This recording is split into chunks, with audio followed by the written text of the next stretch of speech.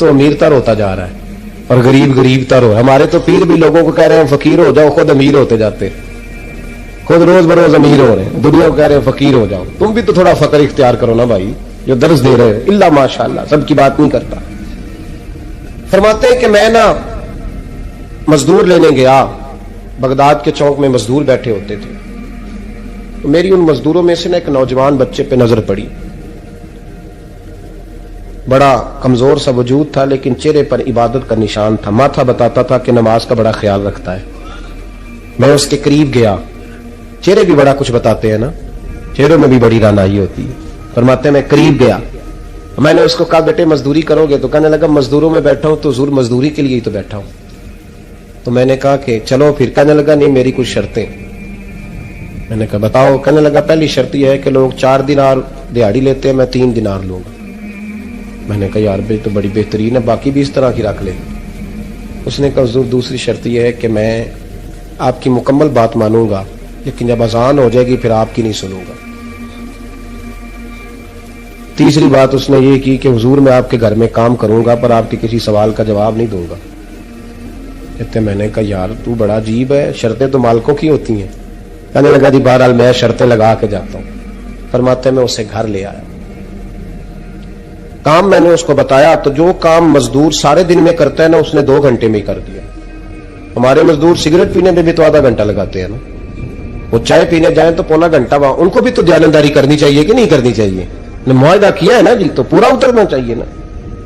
کہتے 2 گھنٹے میں. اب کام جب بندہ شروع کراتا ہے تو کام اور نکل آتا ہے. کہتے کام میں نے اس کو اور بتا دیا, وہ کرنے لگا. اس نے مٹی نکال کے رکھی تھی باہر رستے میں, تو اذان ہو گئی زور کی. اس نے وہیں کدال چھوڑی کئی اور چلنے لگا. تو میرا بیٹا کہنے لگا اس کو ذرا برابر کر دو. کہنے لگا چپ کر جا, تیرے باپ سے بات ہوئی تھی, جب اذان ہوتی ہے تو میں کسی اور کی نہیں سنتا, صرف اللہ رسول کی سنتا ہوں. کہتے مسجد چلا گیا, نماز پڑھ کے آیا تو دوپہر کا وقت تھا. میری بیوی کہنے لگی اس کو کھانا کھا لے. کہتے ہم نے کہا کھانا کھا لو. تو کہنے لگا میں نے روزہ رکھا ہوا, رمضان بھی نہیں تھا, نفلی روزہ رکھا ہوا. فرماتے ہیں شام ہوئی, میں نے 3 دینار دیے. تو میں نے کہا تیرا نام کیا ہے؟ کہنے لگا میں نے آپ سے کہا تھا میں کسی سوال کا جواب نہیں دوں گا.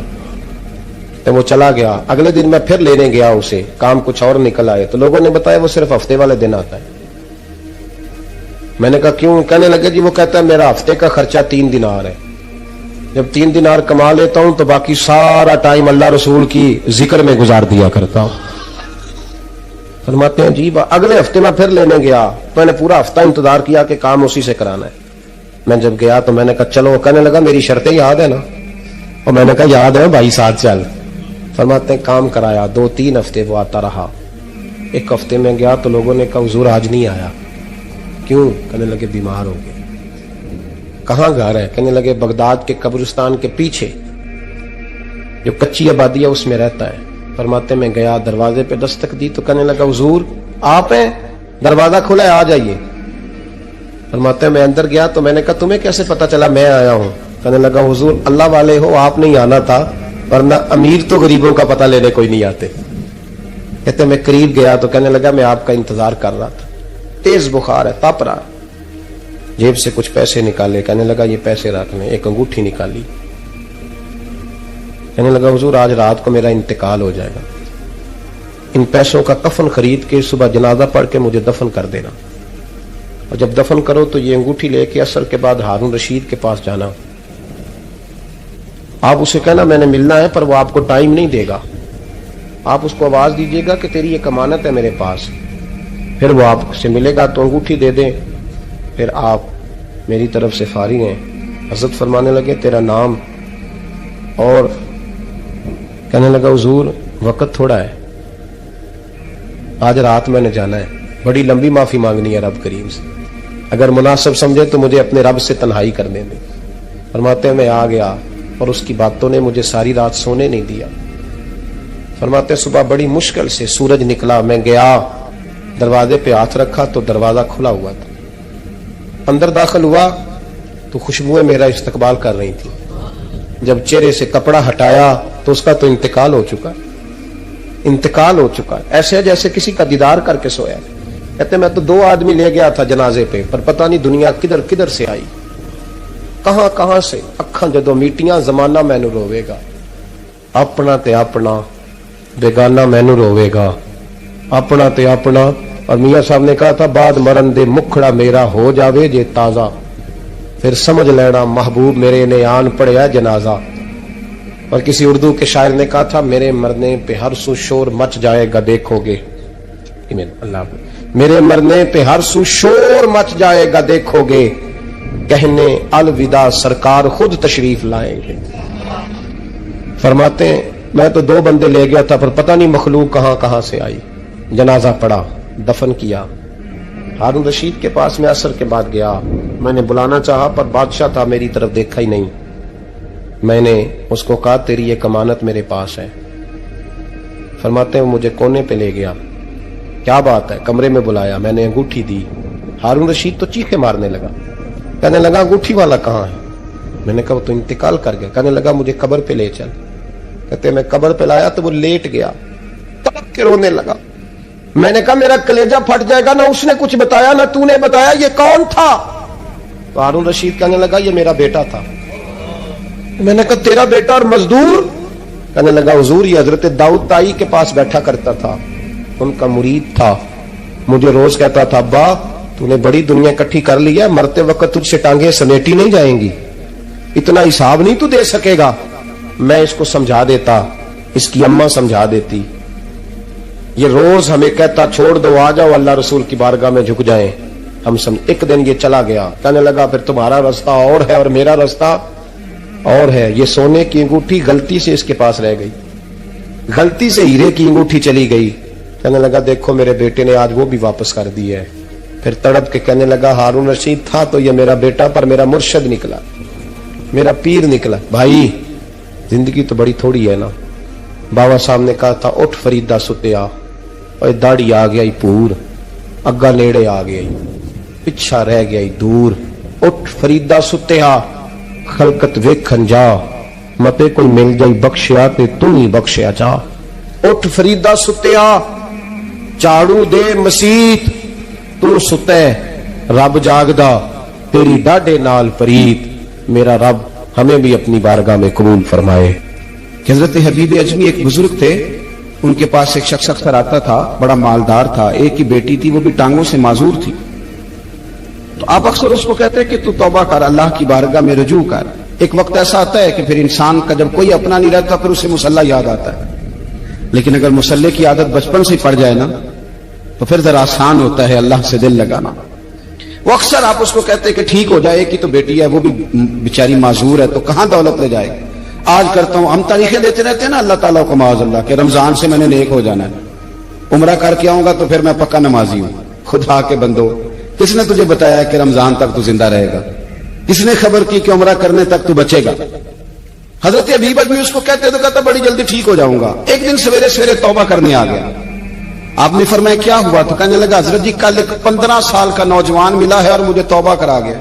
मजा ही इस उम्र में अल्लाह अल्लाह करने का, नबी करीम से मोहब्बत भी करनी हो तो यही उम्र है। इश्क लगा सी खेडा खेड दी नूं ते फिर मैनू खेडा भुल गईयां, कज्जल पाया सी मैं यार दे वेखणे नूं, फिर ओदी याद च रोंदियां ही डुल गईयां।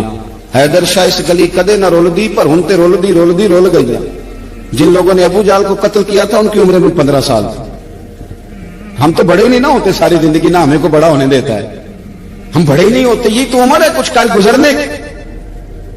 15 साल का नौजवान तौबा करा गया। तो हजरत हबीब अजमी कहने लगे वो कैसे? कहने लगा हजरत जी मैं कल मंडी गया था, मुझे कुछ सामान खरीदना था, तो बगदाद के बाजार से मैंने मछली खरीद ली 10 किलो, बाकी भी सामान तब खुद ले जा नहीं सकता था। तो मजदूर आपको पता है बेचारे आज भी सड़कों पे बैठे हैं, तो मजदूर बैठे थे तो उनमें एक नौजवान 14-15 साल का, चेहरे पे बड़ी रोशनी। मैंने उसको कहा बेटे मजदूरी करोगे? कहने लगा हुजूर मजदूरी भी करता हूं, पढ़ाई भी करता हूं, और जो अल्लाह को मंजूर हो उसकी इबादत भी करता हूं। मैंने उसे कहा कि ये मेरा सामान है फलां जगह पहुंचाना, क्या लोगे? कहने लगा 3 दिनार मजदूरी। सौदा तय हो गया, उसने सामान उठा लिया। कहते हैं रस्ते में जोहर का वक्त हो गया। कहने लगा चचा अगर इजाजत दो तो नमाज पढ़ दो। 15 साल का जवान। कहते मैं रख के ना वहां सामान तो फट्टे पे बैठ गया और नमाज पढ़ने चला गया। बाकी लोग देर से आए, वो बच्चा जल्दी आ गया। मैंने कहा बेटे आप जल्दी आ गए? कहने लगे नफल छोड़ दिए, आप यही ना समझ लें कि काम चोर है। मैं बाद में पढ़ लूंगा। कहते हैं वो दोपहर का वक्त, रमजान भी नहीं था, मैं उस बच्चे को, नौजवान, घर ले गया और मैंने अपनी बीवी से कहा कि बड़ा नेक है, नमाजी है, और रास्ते में ये भी हुआ है कि मैंने उसे एक दफा कहा है कि ये मुझे थोड़ी देर के लिए दे दो, गर्मी बड़ी है, तुम्हें पसीना आ रहा है, मैं उठा लेता हूं। कहने लगा नहीं चचा, मैं रिस्क हलाल खाता हूं, अगर आप उठाएंगे तो मैं 3 दिनार मजदूरी पूरी नहीं लूंगा, फिर पैसे कम करूंगा, मैंने तय किया है कि उठाऊंगा। तो कहते हैं मैंने अपनी बीवी को बताया तो बड़ी मुतासिर हुई, कहने लगी दोपहर का खाना पक गया, उसे को रोटी खा ले। रमजान भी नहीं था। कहते मैं बाहर निकला, उसको 3 दिनार थमाए, तो मैंने कहा बेटे एक बात मेरी मानोगे? कहने लगा बताइए। मैंने कहा खाना पका है खा लो। कहने लगा मैं माफी चाहता हूं, मैंने रोजा रखा हुआ है। हुजूर ने हुक्म दिया, हुक्म, नबी करीम ने हुक्म दिया, बुखारी मुस्लिम की हदीस है, फरमाया नौजवानों अगर तुम्हारे पास ताकत है तो निकाह कर लो वरना रोजे रखो। हुक्म दिया, या निकाह और या रोजे, ये सरकार का हुक्म है। भाई नफली रोजा नफ्स की कुव्वतों को कुचलता है, इंसान में नौरानियत और रूहानियत लाता है।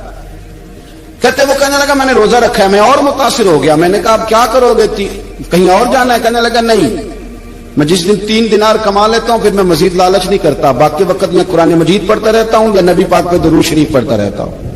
आप बताएं। तो मैंने कहा कि इफ्तार मेरे साथ कर लो। कहते हैं मैं उसे मस्जिद छोड़ाया और खुद मैं लौट आया। इफ्तार के बाद मैं उसे लाया, खाना खिलाया, इशा पढ़ी, उसका घर दूर था, मैंने ड्राइंग रूम खोल दिया, बैठक खोल दी, वहीं वो सो गया। मेरी 20 साल की माजूर बच्ची कभी चल नहीं सकती थी, कोई तबीब कोई हकीम मैंने छोड़ा नहीं था, इसको दिखाया ना हो। एक ही बेटी, वो भी माजूर पैदाइशी। उसके कमरे में गए, मियां बीवी उसे खाना खिला और बताया बेटे एक नौजवान है, बड़ा नेक है हमारे घर में, आज बड़ा परहेजगार। पता है हुजूर ने क्या फरमाया? नबी करीम फरमाते हैं जब नौजवान उठ के तहज्जुद पढ़ता है ना नौजवान, तो अल्लाह फरिश्तों के सामने उस नौजवान पर फख्र फरमाता है। अल्लाह फख्र करता है कि उमर देखो और देखो ये मेरी बारगाह। अल्लाह फख्र करता है, अल्लाह यानी खुदा खुद मीरे मजलिस बूद, अल्लाह फख्र करता है। अब सोचे, तो हमने अपनी बेटी को बताया कि नौजवान और बड़ा नेक है। तो कहते हैं वो खाना खिला के हम वापस आ गए। आधी रात का वक्त हुआ तो दरवाजे पे दस्तक हुई, बच्ची अपने कमरे में सो रही थी, हम अपने कमरे में, वो बैठक में। घबरा के उठे कि इस वक्त कौन है दरवाजे पे? तो बेटी कहने लगी अब्बा दरवाजा तो खोलना। कहते हैं दरवाजा खोला तो 20 साल हो गए थे बेटी को, कभी उसने चल के नहीं दिखाया था, कभी दौड़ के उधर जाती, कभी इधर आती। कहती अल्हम्दुलिल्लाह अल्लाह ने मेरी टांगे ठीक कर दी। हम दोनों रोने लगे, ए अल्लाह तो कितना करीम है, कैसे हुआ बेटे सारा कुछ? बेटी कहने लगी अब्बा आपने कहा था ना कि नेक नौजवान आया है, तो मेरे दिल में ख्याल आया अल्लाह अगर वाकई नेक है तो उसके सदके मुझे शिफा ही दे दे। या अय्युहल्लज़ीना आमनुत्तकुल्लाह वब्तगू इलैहिल वसीला।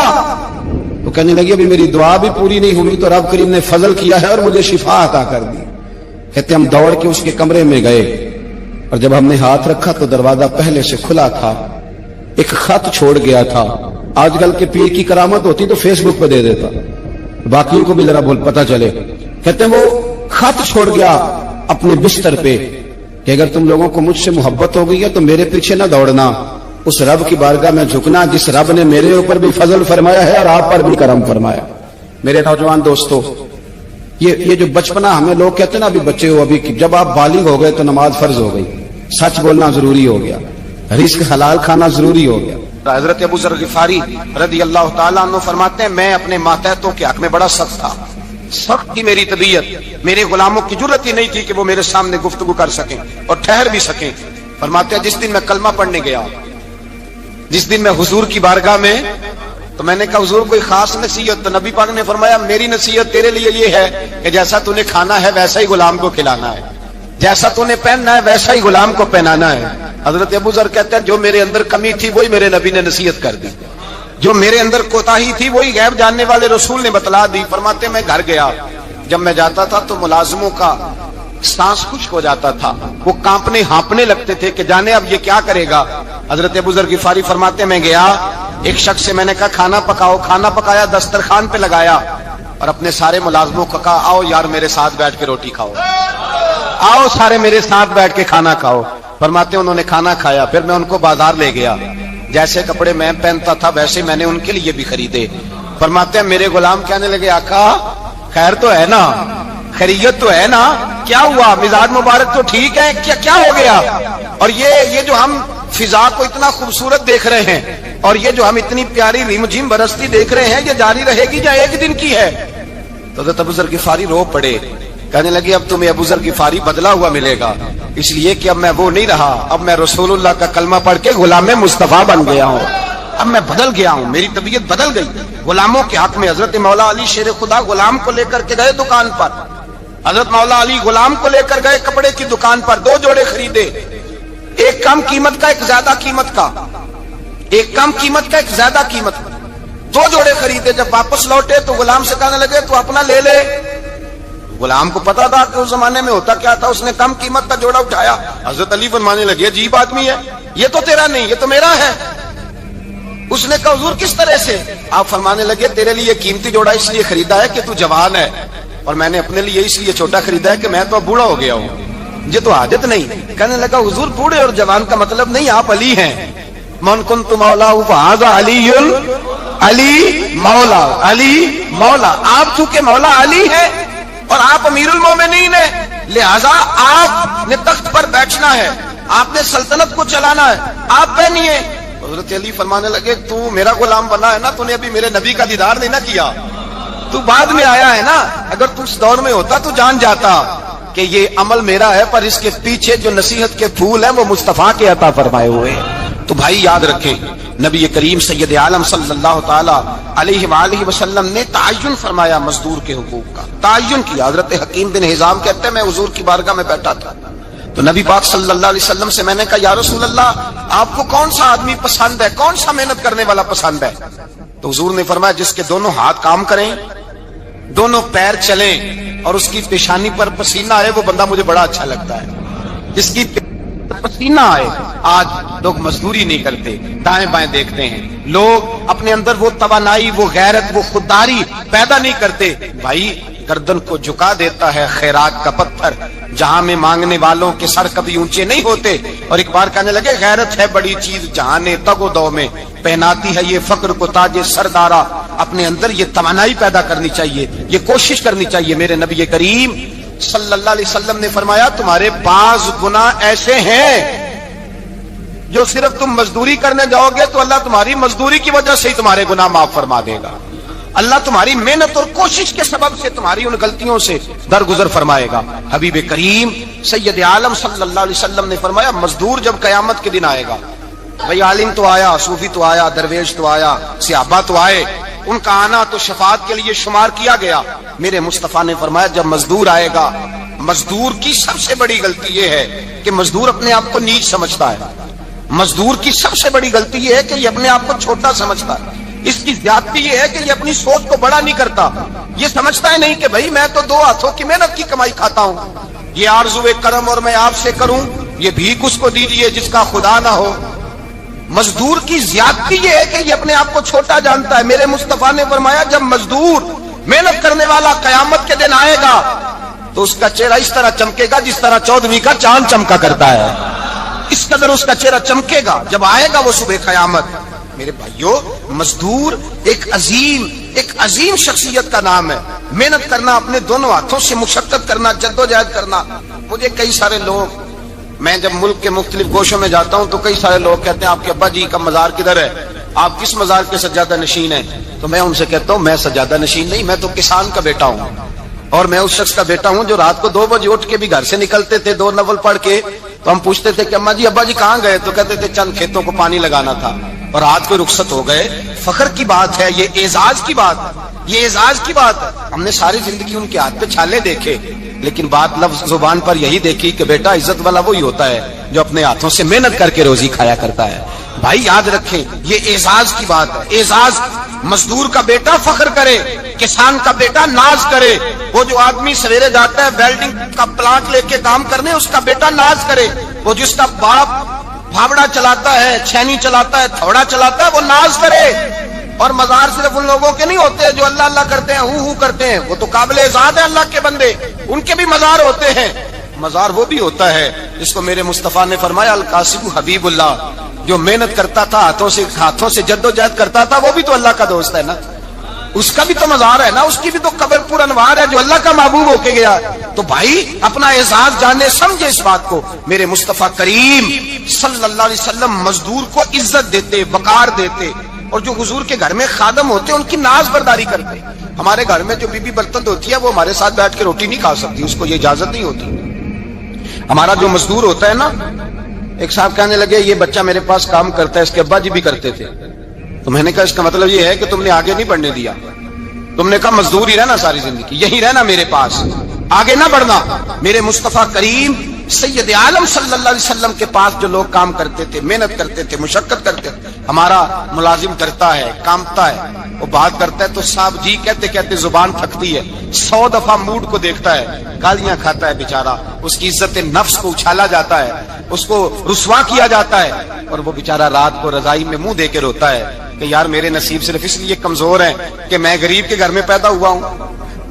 ہم احساس نہیں کرتے, اور مزدور کو کبھی موقع مل جائے جان چھوٹنے کا تو بھاگ جاتا ہے. ہمارا کردار اور اخلاق ایسا نہیں ہوتا. حضرت زید بن حارثہ رسول اللہ کے غلام تھے, نبی پاک کے گھر میں جھاڑو دیتے تھے, برتن مانجتے تھے. یہ بچپن میں اپنے قبیلے سے گم ہو گئے تھے, کسی نے اغوا کر کے لا کر کے بیچ دیا تھا, گم ہو گئے تھے. حضور کی بارگاہ عالی مرتبت میں لائے گئے. حضرت زید بن حارثہ سارا دن کام کاج کرتے.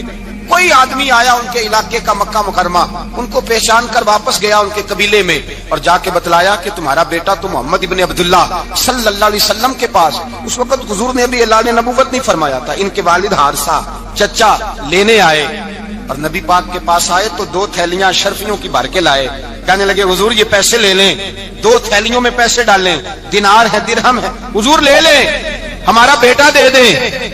نبی پاک صلی اللہ علیہ وسلم نے فرمایا تمہیں غلطی لگ گئی ہے, پیسے پیچھے ہٹاؤ, میں زید کو بلاتا ہوں, میں زید کو, ادھر دیکھیے گا, میں زید کو, میں اسے بلاتا ہوں, اگر وہ جانا چاہے تمہارے ساتھ تو مجھے اعتراض نہیں لے جانا.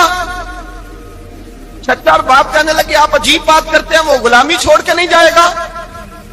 آپ عجیب بات کرتے ہیں, وہ مزدوری چھوڑ کے بادشاہی اختیار نہیں کرے گا.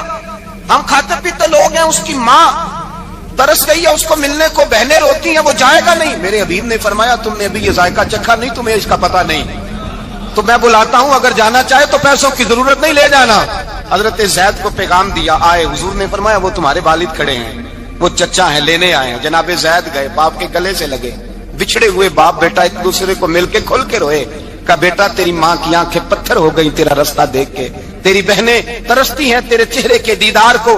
بیٹا وہ گلیاں بھی روتی ہیں جن میں تو کھیلا کرتا تھا, پر اب فکر کی بات کوئی نہیں, اب کوئی پریشانی نہیں, میں پیسے لایا ہوں, تجھے لے جاؤں گا. نبی پاک صلی اللہ علیہ وسلم نے دیکھا نا جب باپ بیٹے کی گفتگو ہو گئی, آنسو بہ گئے, بوجھ ہلکے ہو گئے, تو میرے کریم نے فرمایا زید اگر تم چچا کے ساتھ, والد کے ساتھ جانا چاہو تو میری طرف سے اجازت ہے, تم جا سکتے ہو. یہ لفظ کہے تو جناب زید دوڑ کے حضور کے قدموں میں آ کے بیٹھ گئے, حضور کے قدموں میں بیٹھ گئے. اور گویا فاضل بریلوی علیہ رحمہ نقشہ بیان کرتے ہیں, کہنے لگے تیرے قدموں میں رہوں, غیر کی ٹھوکر پہ نہ ڈال, میں جھڑکیاں کھاؤں کہاں چھوڑ کے صدقہ تیرا, اور تیرے قدموں میں جو ہے غیر کا منہ کیا دیکھے, کون نظروں پہ چڑھے دیکھ کے تلوا تیرا. کہنے لگے حضور میں نے نہیں جانا, میں یہیں رہوں گا. چچا اور باپ نے دیکھا تو کہنے لگے بیٹا تو غلامی چھوڑ کے نہیں جائے گا, تو ملازمت چھوڑ کے بادشاہی میں نہیں جائے گا. تو آپ کے والد کو آپ فرمانے لگے ابا جی ذرا 2 گھڑیاں یہاں رہ کے تو دیکھیں, یہاں 2 گھڑیاں رہ کے تو دیکھیں. فرمایا یہاں ملازموں کا وہ اعزاز ہے جو شہزادوں کا ہوا کرتا ہے, یہاں خادموں کی وہ عزت ہے. اور پتہ پھر ان کو مقام کیا ملا, یہ واحد صحابیاں جن کا نام اللہ نے قرآن پاک میں بیان فرمایا ہے, نام اللہ نے قرآن مجید میں بیان فرمایا. حضور کا اپنے غلاموں کے ساتھ جو تعلق تھا, اپنے ملازموں کے ساتھ جو رشتہ تھا. بڑا آدمی آتا ہے نا, بڑا آدمی, تو لوگوں کی سانس سوکھ جاتے ہیں, اٹھ کے ملتے ہیں, بڑا کچھ کرتے ہیں. مزدور آتا ہے تو لوگ اوے کہہ کے پکارتے ہیں, ان کو خبر ہی نہیں کہ اس شخص کا اعزاز کتنا ہے. حضرت انس بن مالک رضی اللہ تعالیٰ عنہ فرماتے ہیں میں چھوٹا سا تھا, میری اماں مجھے حضور کے گھر چھوڑ گئی, میں نے 10 سال نوکری کی نبی پاک کی. کتنے سال بولیے, 12ویں دن لوگ کہتے ہیں بس بھائی ختم ہو گیا, اب فرینکنس ہو گئی ہے, اب جو مرضی تیرے ساتھ کریں گے. 10 سال نوکری کی میں نے, لیکن جناب انس فرماتے ہیں نبی پاک نے کبھی مجھے اف تک بھی نہیں کہا تھا, اف تک بھی نہیں کہا تھا, اف تک بھی. حضور نے بھیجا جاؤ فلاں آدمی کو بلا کر کے لاؤ, حضرت انس بن مالک رضی اللہ تعالیٰ عنہ فرماتے میں بلانے گیا، بچہ تھا چھوٹا سا، رستے میں بچے کھیل رہے تھے تو میں ان کے ساتھ کھیلنے لگا، محو ہو گیا، مجھے پتہ ہی نہ چلا وقت کا۔ حضور نے جب مجھے بھیجا تو فرمایا جلدی جانا اور جلدی آنا۔ اب مجھے خبر ہی نہیں، بڑی دیر ہو گئی۔ حضور وہاں انتظار کر کر کے خود تشریف لائے۔ کہتے جب نبی پاک آئے تو میں بچوں کے ساتھ کھیل رہا تھا۔ حضور نے جب مجھے کھیلتے ہوئے دیکھا، میری اچانک نظر پڑی تو میرے ہوش اڑ گئے۔ حضور نے تو کہا تھا جلدی آنا، اور میں یہاں کھیلنے لگا، یہاں اتنا الجھا کہ مجھے خیال نہیں رہا کس کام آیا ہوں۔ حضرت انس فرماتے ہیں میں ڈرنے لگا، جیسے جیسے حضور قریب آتے میری ٹانگیں کانپتی۔ فرماتے ہیں جب نبی پاک قریب آئے تو قربان جاؤں معصوم آمنہ کے، فرماتے ہیں حضور نے میری گردن پہ تھپکی دی اور حضور نے ہنس کے فرمایا او بھائی لگتا ہے تو کھیل میں گم ہوا ہے تو تجھے یاد ہی نہیں رہا میں نے کس کام بھیجا تھا، تجھے یاد ہی نہیں رہا۔ کہا یا رسول اللہ صلی اللہ علیہ وسلم میں بھول گیا تھا، میں ابھی جاتا ہوں۔ کیا انداز ہے، کیا شفقت ہے، کیا رنگ ہے۔ حضور میں ابھی گیا اور ابھی آیا۔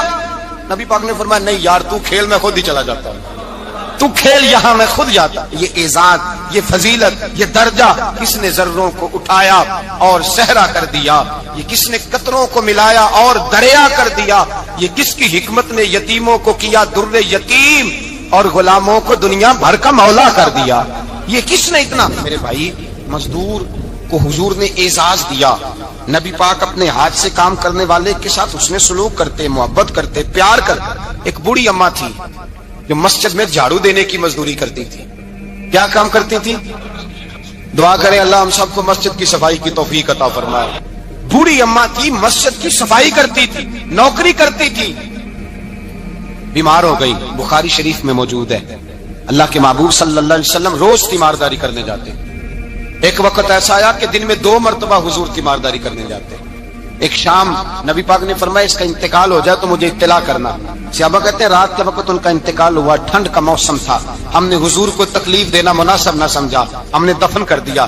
سویرے اللہ کے حبیب نے پوچھا تم نے مجھے اطلاع کیوں نہیں دی؟ حضور سردی بڑی تھی۔ کون جاتا ہے مزدوروں کے جنازوں میں؟ کون جاتا ہے مزدوروں کے جنازے میں؟ یہاں تو اب جنازے بھی سیاسی ہو گئے ہیں، اب تو کوئی بہت بڑا امیر آدمی فوت ہو جائے تو وہاں رش ہوتا ہے، وہاں رش ہوتا ہے، غریبوں کا تو جنازہ بھی کوئی نہیں پڑتا۔ حضرت جناب سیدنا ابو ہریرہ رضی اللہ تعالیٰ عنہ فرماتے ہیں حضور نے فرمایا مجھے اطلاع کیوں نہیں دی؟ تمہیں اس کے اعزاز کا نہیں پتا؟ وہ مزدور تھی، مسجد میں جھاڑو دیتی تھی، تم نے خبر ہی نہیں دی؟ حضور وصال ہو گیا، فرمایا چلو مجھے بتاؤ قبر کہاں ہے؟ حضور سارا کچھ جانتے ہیں لیکن یہ ساری تمہید اس لیے بیان کی کہ ایک مزدور کی شان واضح ہو جائے۔ فرمایا بتاؤ قبر کہاں ہے؟ صحابہ کہتے ہیں ہم قبر پہ لے گئے تو میرے نبی نے فرمایا صفے بناؤ میں دوبارہ جنازہ پڑھاؤں۔ اب بڑی خوبصورت بات آئی، ساری خوبصورت تھی، بڑی پیاری بات آئی۔ دنیا میں سب سے حسین چہرہ اللہ نے اپنے رسول کو عطا فرمایا ہے۔ نبی پاک کا چہرہ بھی حسین ہے، مکھ چند بدر شاہ شانی ہے، متھے چمک دی لاٹ نورانی ہے، کالی زلف تے اکھ مستانی ہے، مخمور اکھی ہے مد بھری۔ پیارا چہرہ ہے حضور کا، جتنا چہرہ پیارا تھا اتنے ہی حضور کے اخلاق بھی بڑے پیارے تھے۔ لیکن میرے نبی پاک علیہ السلام جب آئینہ دیکھتے، کیا دیکھتے؟ حضور جب آئینہ دیکھتے، ہمارے نوجوان بھی سارا دن آئینے کے آگے کھڑے رہتے، کبھی بال اس طرح کے بناتے ہیں کبھی اس طرح کے۔ تو میرا کئی دفعہ دل کرتا ہے کہ میں ان سے کہوں کہ تو آئینے کو کہہ رہا ہے جھوٹ بول، پر وہ کیسے بولے؟ تو کہہ رہا ہے آئینے کو کہ تو کیا سب سے پیارا تو ہی لگ رہا ہے، پر وہ کیسے بولے؟ اس نے تو سچ بتانا ہے۔ ان کو آئینہ جو دکھایا تو برا مان گئے۔ تو میرے عزیز یاد رکھیے گا نبی پاک صلی اللہ علیہ وسلم بھی آئینہ دیکھتے۔ آئینہ دیکھنا حضور کی سنت ہے، کوئی سنت سمجھ کے آئینہ دیکھے گا تو ایک دفعہ دیکھنے پر 100 شہیدوں کا ثواب ملے گا۔ لیکن نبی پاک صلی اللہ علیہ وسلم آئینہ دیکھتے کیا کہتے؟ اللہم انت حسنت خلقی فحسن خلقی۔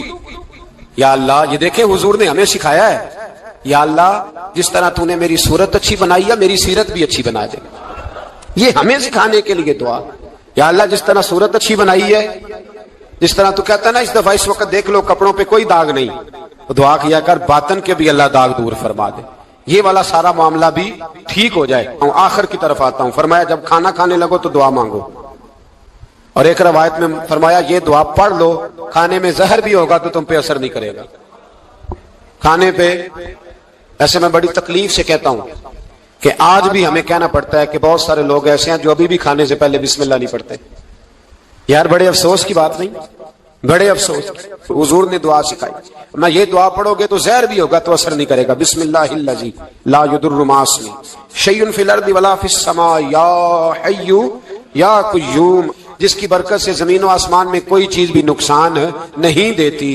اور اے اللہ اے ہمیشہ زندہ رہنے والے اور قائم رہنے والے، یہ نبی پاک علیہ. اور ایک حدیث میں اور بھی دعا آئی ہے. بسم اللہ شریف تو خیر بخاری میں موجود ہے، مسلم میں موجود ہے. بسم اللہ والا بارکۃ اللہ بھی ایک حدیث میں نبی پاک صلی اللہ علیہ وسلم نے ارشاد فرمایا.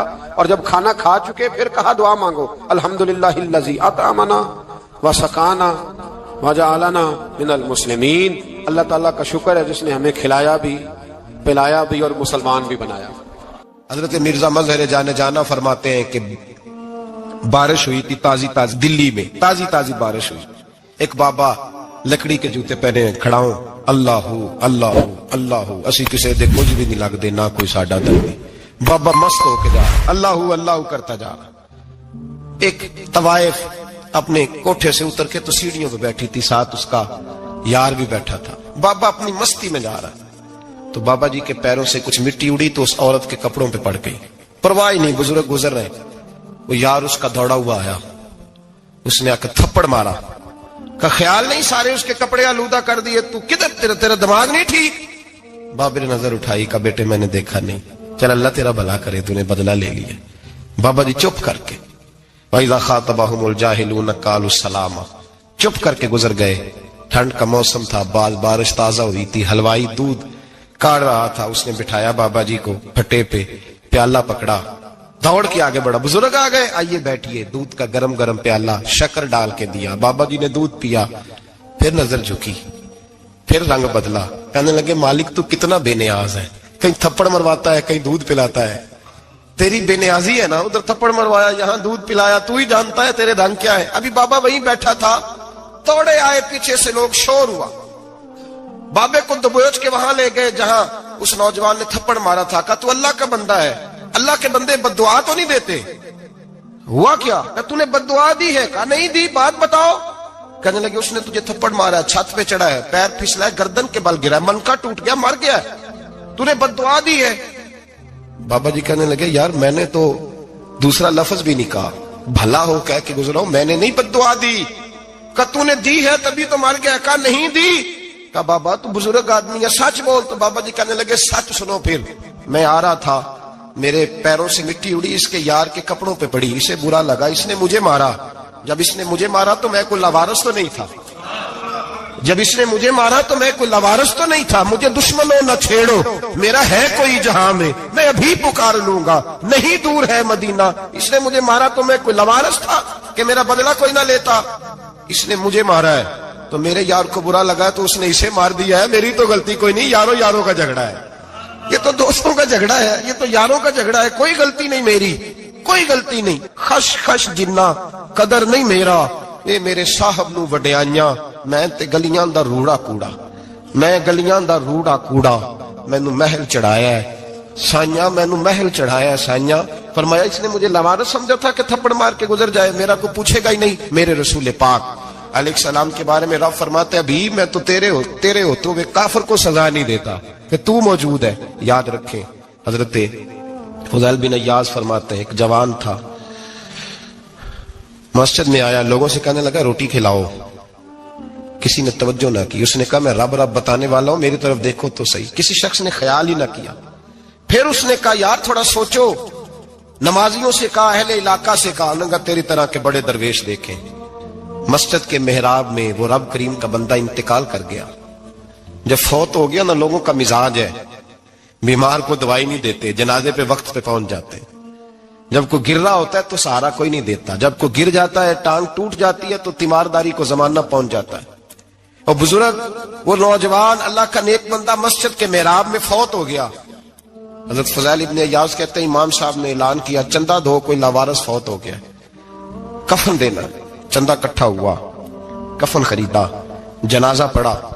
عشاء کے بعد دفن کر کے آئے. فجر کی نماز کے لیے جب امام اور مؤذن مسجد میں آئے تو چیخیں مارنے لگے، تڑپنے لگے.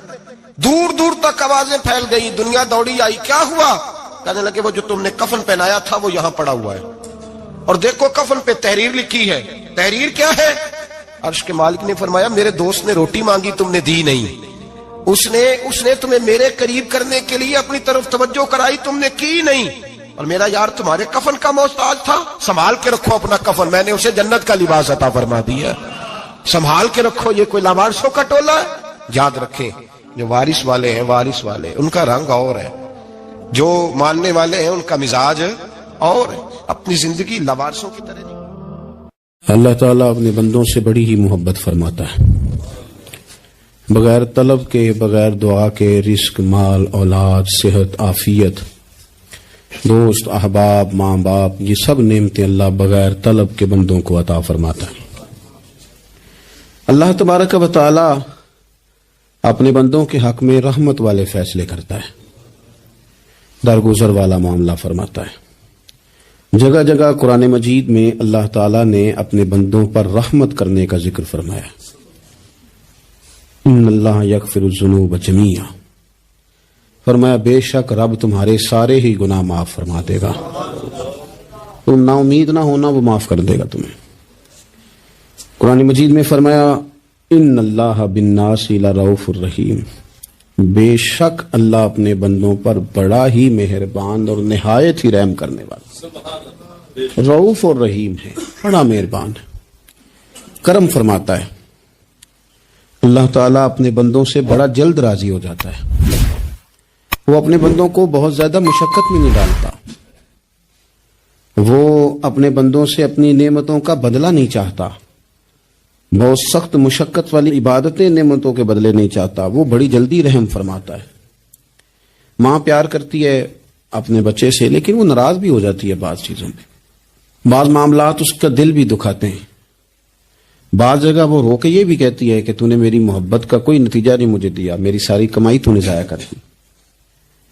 والد بہت ساری جگہوں پہ ناراض ہوتا ہے، شکوہ کرتا ہے، کہتا ہے میری بیماریوں کی، پریشانیوں کی، بڑھاپے کی، کمزوریوں کا سبب بیٹے تو ہی بن گیا، یہ ساری تکلیفیں تو ٹھیک ہو جائیں تو میری شاید عمر بھی بڑھ جائے، صحت بھی ٹھیک ہو جائے، میں زیادہ دیر جوان رہ سکوں۔ ناراض ہوتے ہیں ماں باپ، اسی طرح ماں باپ راضی بھی ہو جاتے ہیں، وہ بڑی جلدی راضی ہو جاتے ہیں۔ میں اکثر کہتا ہوں کہ والد کو راضی کرنے میں 5-7 منٹ لگ جاتے ہیں، اماں تو 1.5-2 منٹ میں راضی ہو جاتی ہے، ابا جی کو 5-7 منٹ لگتے ہیں، کئی دفعہ کہنا پڑتا ہے، کوئی دلائل دینے پڑتے ہیں، لیکن والدہ کے لیے تو کچھ بھی نہیں، آپ نیرا جا کے پیروں میں بیٹھ ہی جائیں، کچھ بھی نہ کریں، آپ پورا روئیں نہ، رونے والا منہ ہی بن جائے، تو اماں تو نرم ہی نرم ہے، جس وقت جو مرضی آپ کرا لیں ہو گیا۔ اللہ تبارک و تعالی بلا مثال و بلا تشبیہ سمجھانے کے لیے عرض کرتا ہوں، اللہ بھی بعض معاملات میں اپنے بندوں سے ناراض ہو جاتا ہے، وہ کہتا ہے میں تکبر کرنے والوں کو پسند نہیں کرتا، وہ کہتا ہے فسادی پسند نہیں ہے، وہ فرماتا ہے کہ راہوں میں کجی کرنے والے پسند نہیں ہیں، وہ فرماتا ہے کہ بدعہدیاں کرو گے تو میں صبح قیامت تم سے سوالات کروں گا۔ اللہ تبارک و تعالیٰ بہت ساری چیزوں کو ناپسند کرتا ہے، ناراض ہو جاتا ہے، بلکہ نبی پاک صلی اللہ تعالی علیہ وسلم نے فرمایا تم بات کرتے کرتے کوئی ایسا جملہ بول دیتے ہو کہ رب اتنا ناراض ہوتا ہے کہ تمہیں پتہ بھی نہیں ہوتا، تمہارے لیے جہنم کا فیصلہ کر دیتا ہے۔ اس لیے پہلے تولو پھر بولو، خود اپنے لفظوں کی تو تم پہرے داری کرو نا کہ میں کیا کہہ رہا ہوں، کوئی ایسا جملہ، کوئی ایسی بات وارثہ مان کری نہ وارثاندہ، کوئی ایسی بات نہ تمہاری زبان سے نکلے۔ اور حضور یہ بھی فرماتے ہیں کہ اس کا دوسرا پہلو بھی ہے، بعضوں کا تم بات کرتے کرتے ایسا جملہ کہتے ہو وہ اتنا راضی ہوتا ہے کہ تمہارے لیے جنت کا فیصلہ فرما دیتا ہے۔ مسلمان کو اب یہ حکم ہے، اس ساری گفتگو کا نتیجہ یہ ہے کہ وہ اپنے جذبات پر، خیالات پر، نگاہوں پر، زبان پر، کانوں پر تھوڑی توجہ دے، بے لگام نہ بنے، بے ترتیب نہ بنے، جو طبیعت میں آئے کر نہ گزرے، تھوڑا سا نہ سوچے سمجھے اور تھوڑا سنبھل کے چلے، کبھی ان کاموں کی طرف نہ جائے جن سے رب ناراض ہو جاتا ہے، ان کاموں کی طرف بڑھے جن سے اللہ راضی ہوتا ہے۔ میرے نبی پاک صلی اللہ تعالی علیہ وآلہ وسلم نے ارشاد فرمایا، بعض احادیث میں لفظ یہ ہیں کہ اللہ اپنے بندوں کو دیکھ کے مسکراتا ہے جو اس کی شان کے لائق، جس ترتیب سے ہم مسکراتے ہیں، جس ترتیب سے ہم روتے ہیں، جس ترتیب سے ہم کسی بات کا اظہار تشکر کرتے ہیں، خدا ان باتوں سے پاک ہے۔ اب بہت ساری حدیثوں میں آیا کہ وہ مسکراتا ہے، تو کیا مطلب ہے مسکرانے کا؟ تو علماء تفسیر نے لکھا ہے مسکرانے کا مطلب یہ ہے کہ وہ بڑا ہی راضی ہوتا ہے اپنے بندے سے، بڑا راضی ہوتا ہے، یہ مطلب ہے۔ ایک تو مسکرانے کا مطلب یہ کہ وہ بڑا راضی ہو گیا وہ مسکرا دیا اپنے بندے پہ. اور ایک اس کا معنی خود نبی پاک صلی اللہ تعالی علیہ وسلم نے بیان فرمایا. مسند امام احمد بن حنبل میں حدیث ہے, حضور سید عالم علیہ السلام سے صحابہ نے پوچھا یا رسول اللہ شہید تو بڑے لوگ ہوتے ہیں, شہیدوں میں افضل کون ہے؟ تو اللہ کے حبیب علیہ الصلوۃ والسلام فرمانے لگے وہ والا بندہ جو ڈٹ گیا تھا کافروں کے مقابلے میں, وہ ہلا نہیں, پوری طرح ڈٹ کے جو لڑا وہ شہداء میں افضل ہے. حضور فرماتے ہیں وہ جنت کے بالا خانوں میں سیر کرے گا اور رب اسے دیکھ کے مسکرائے گا, رب اسے دیکھ کے مسکرائے گا, اللہ تعالیٰ مسکراتا ہے اسے دیکھ کے. اور اگلے جملے میں حضور نے وضاحت کر دی, فرمایا جب رب دنیا میں کسی پر مسکراتا ہے نا تو اس کا معنی یہ ہے کہ قیامت میں پھر اللہ اس سے حساب کوئی نہیں لے گا. جس پر اللہ دنیا میں مسکرا دیا اس سے کوئی حساب, تو وہ کام ڈھونڈنے چاہیے نا جس سے اللہ مسکرائے. ویسے کبھی ہم ایسا کرتے ہیں کہ نہیں کہ کسی کو راضی کیا جائے؟ یہ کام ہم کرتے ہیں کہ ہماری کمپنی کا جو سربراہ ہے وہ ہم سے راضی رہے, جس ادارے میں ہم پڑھاتے ہیں اس ادارے کا بڑا ہم سے راضی رہے. یہ کرتے ہیں ہم, اس کے لیے کچھ نہ کچھ ہیلے بہانے ہم کرتے ہیں. برادری, قبیلہ, علاقہ, بستی لوگ کسی طریقے سے ہمارے ساتھ مطمئن رہیں, کرتے ہیں نا یہ سارے کام. اس میں تھوڑی مشکل بھی ہمیں آتی ہے لیکن کرتے ہیں. کیا کریں, گھر میں بھی کئی دفعہ ایسا ماحول بنانا پڑتا ہے. چلیں ایک اور میٹھی مثال دیتے ہیں, زیادہ سمجھ میں آئے گی. چھوٹا بچہ خوش رہے, آپ اس کے لیے محنت نہیں کرتے؟